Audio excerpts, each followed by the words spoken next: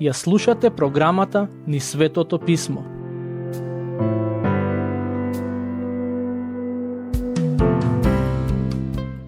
Драги слушатели, во денешната епизода ќе продолжиме да размислуваме за начините на кои христијанската вера се ширеше преку апостолите и нивните најблиски соработници.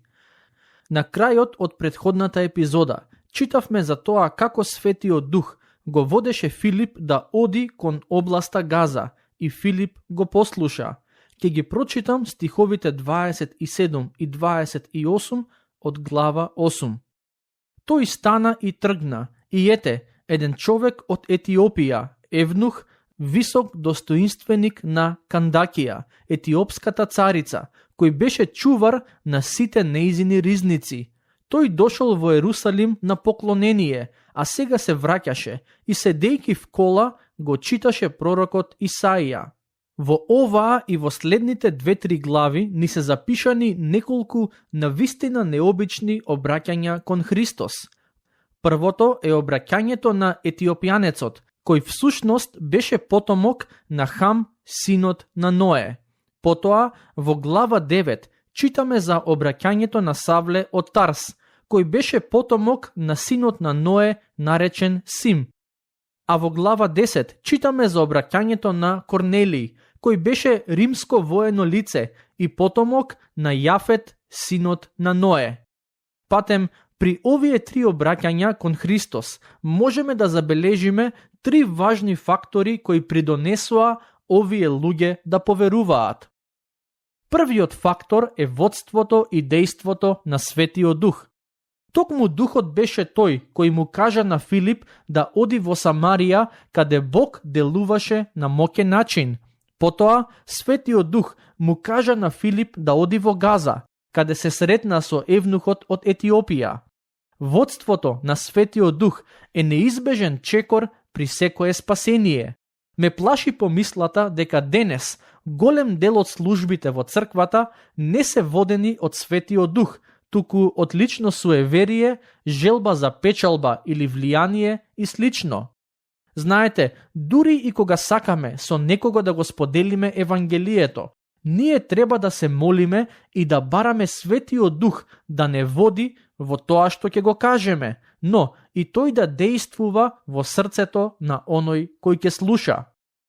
Вториот важен фактор е Божиот збор. Во посланието до римјаните, глава 10, стих 17, апостолот Павле вели: верата доаѓа од слушањето на Божиот збор. Без слушањето на Божиот збор е невозможно една личност да се спаси. Ако го читаме зборот, Светиот Дух ќе ни даде мудрост како да го споделиме со другите. Третиот важен фактор е човечкиот, односно при сите овие обраќања кои ви ги спомнав, Бог исползува одредена личност која го сподели Евангелието со оние кои се спасија. Бог во својата милост одлучува да не ползува нас луѓето за да исполни некои од своите цели на земјата. Патем, етиопјанецот беше важен човек во царството Етиопија. Во стиховите кои ги прочитавме, Лука вели дека беше висок достоинственик на царицата и чувар на сите неизини ризници. Со други зборови, ова значи дека човекот беше и неизин благајник. Имајќи го тоа на ум, мислам нема да погрешам ако кажам дека тој не патуваше сам.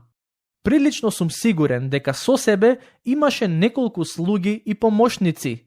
Кога во писмото се вели дека го читаше пророкот Исаија, тоа значи дека тој читал, а неговиот така наречен личен шофер се грижел за превозот. Што бараше овој човек од Етиопија во Ерусалим? Тој беше дојден да му се поклони на Господ. Тоа значи дека беше прозелит, односно обратеник од една во друга вера. Кога завршил со своето поклонение во Ерусалим, тој се враќал накај Етиопија, читајќи го пророкот Исаија. Патем, самото тоа што имал пристап до свиток од текстовите на Исаија, ни кажува дека бил богат човек, бидејќи во тоа време поседувањето свиток било привилегија достапна за побогатите. Да продолжиме со читање, стихови 28 до 31. Духот пак му рече на Филип: приближи се и застани до колата. Филип побрза и откако чу дека тој го чита пророкот Исаија, му рече: го разбираш ли тоа што го читаш? Овој одговори: како ќе можам да го разберам ако некој не ме упати? Па го замоли Филип да се качи и да седне до него. Сигурен сум дека сега веќе Филип свати зошто Светиот Дух му кажа да се упати на југ кон областа Газа. Стихови 32 и 33. А местото од писмото што го читаше беше ова: како овца на клање беше одведен, и како што јагнето стои безгласно пред својот стригач, така и тој устата своја не ја отвори. Во неговата понизност тој беше лишен од праведен суд, а поколението негово кој ќе го искаже, зашто животот негов се одзема од земјата. Овие зборови се наоѓаат во Исаија, глава 53, стихови 3 до 6. Предпоставувам тоа значи дека етиопјанецот веќе некое време го читал пророкот Исаија. Знаете, ако ја читате книгата на пророк Исаија, би требало релативно брзо да сватите дека една од главните теми во таа книга е доаѓањето на Месијата. И токму за тоа читаше и етиопјанецот, но тој не можеше да свати дали зборовите кои ги чита се однесуваат на самиот Исаија или пророкот зборува за некој друг. Ако имате време, би ве охрабрил да ја прочитате глава 53 од книгата Исаија, бидејќи во неа на многу описен начин пророкот зборува за Господ Исус Христос. Стих 34. Тогаш етиопјанецот проговори и му рече на Филип: те молам, за кого ова го зборува пророкот, за себе или за некој друг? Иако етиопјанецот беше висок службеник на царицата, сепак беше доволно понизен да праша што значи текстот.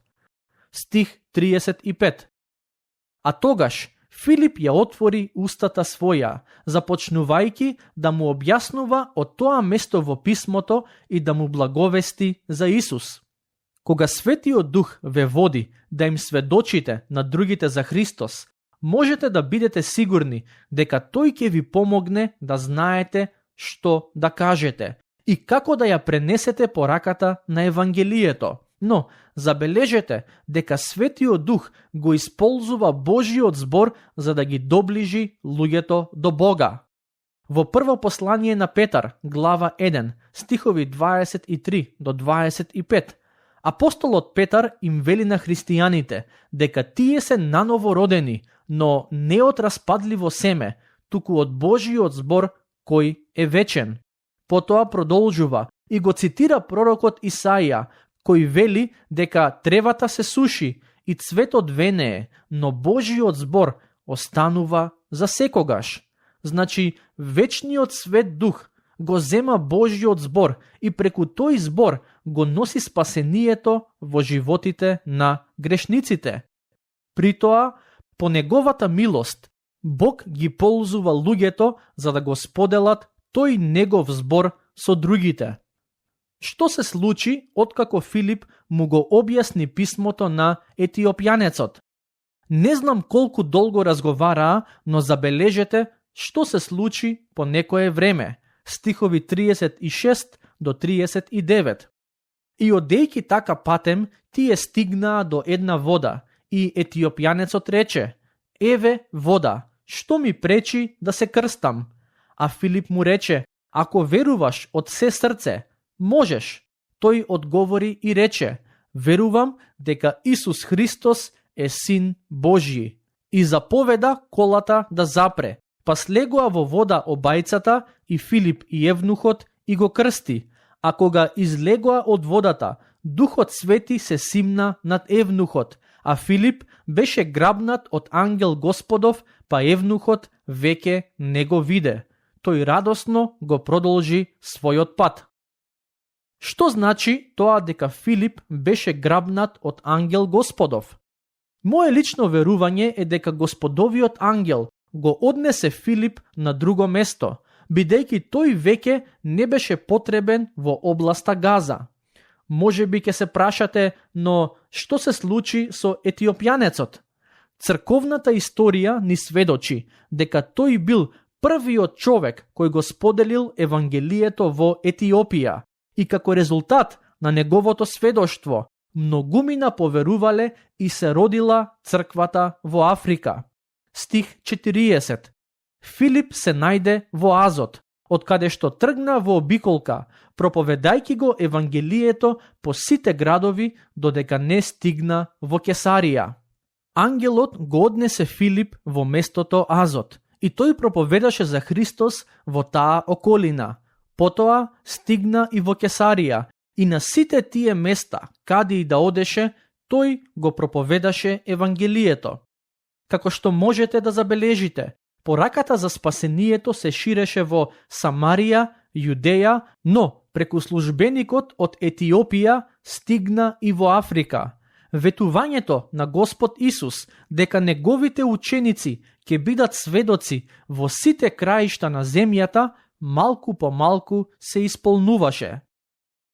Сега доаѓаме до глава 9, каде ни е запишано обраќањето на Савле од Тарс. Всушност, од сите обраќања кон Христос, запишани во книгата Дела, би рекол дека токму ова е најважното. Стихови 1 и 2.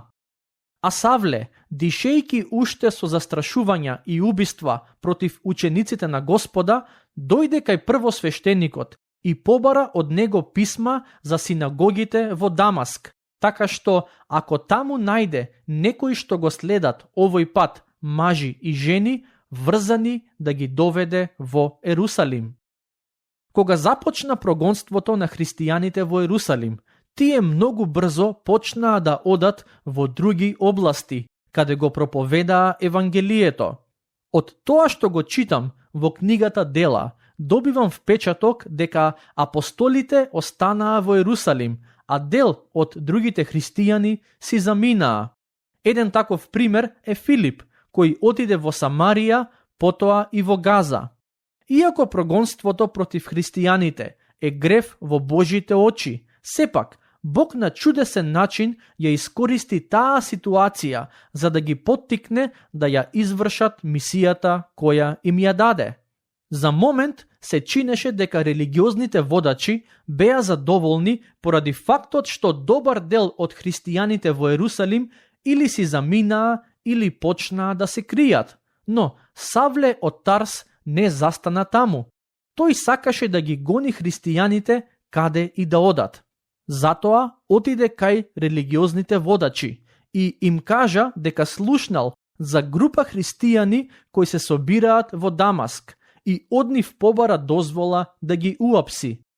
На религиозните водачи им се допаѓаше тоа што има некој кој толку ревносно ги прогонува Христовите следбеници и затоа му дозволија да го стори тоа. Стихови 3 до 5. Но, додека по патот наближуваше до Дамаск, наеднаш го обзеде светлина од небото и откако падна на земја, слушна глас што му зборуваше: Савле, Савле, зошто ме гониш? А тој одговори: Кој си ти, Господине? А Господ му рече: Јас сум Исус, кого го гониш. Уште на две други места во Новиот Завет можеме да прочитаме одредени аспекти за оваа средба. Првото место е посланието до филипјаните, во кое апостолот Павле со христијаните од Филипи споделува што му се случи на патот до Дамаск. А второто место е всушност во книгата Дела, каде читаме како апостолот Павле стои пред царот Агрипа и му кажува како Господ Исус му го промени животот. Патем Токму ова обраќање е едно од најдраматичните во Новиот Завет. Од прогонител на црквата, Савле стана нејзин член, поддржувач и слуга. Кога се сретна со Христос, тој го праша: кој си ти? Стихови 5 и 6. Тресејки се од страв и ужас, тој праша: Господи, што сакаш да направам? А Господ му рече: стани и влези во градот и ќе ти се каже што треба да направиш.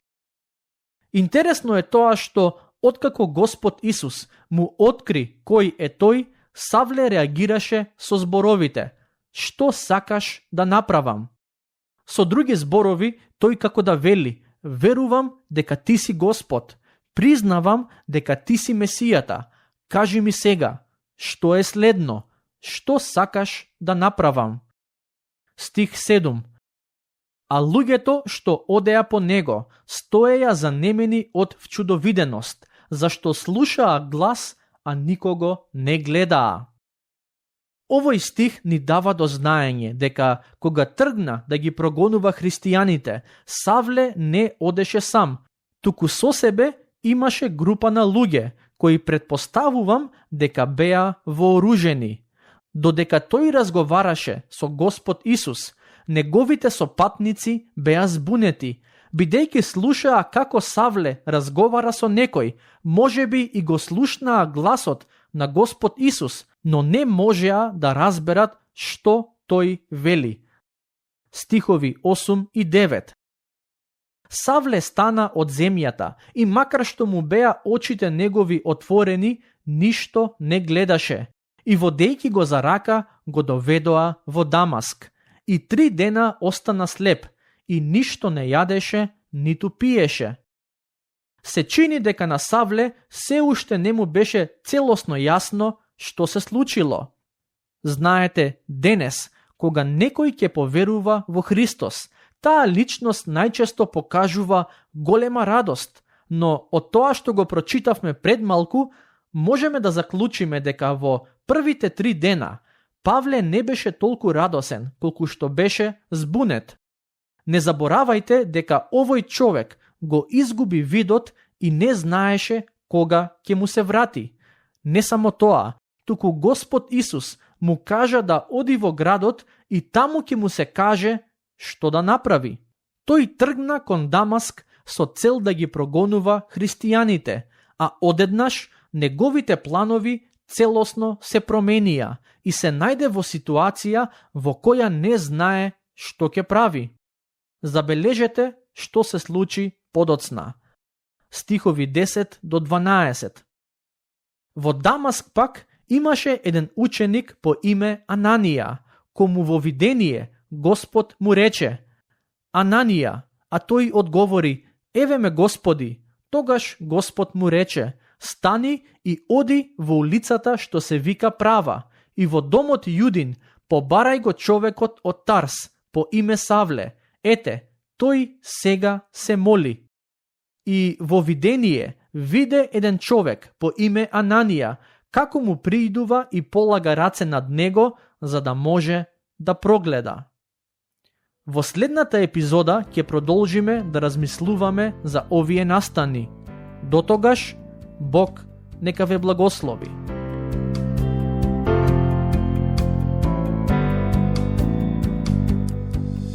Слушнавте епизода од програмата Низ Светото Писмо. Можете да не слушате и преку мобилна апликација на нашиот YouTube канал и на подкаст платформите како што се Apple и Spotify. Ако ви се допаѓаат нашите епизоди, споделете ги и препорачајте ги на вашите пријатели. Бидете слободни да ни оставите свој коментар или да ни пишете на нашата имейл адреса nizsvetotopисmo@gmail.com. Следете ги нашите страни Низ Светото Писмо на Facebook и Instagram. Епизодите од оваа серија можете да ги најдете и на нашата веб страна ttb.twr.org.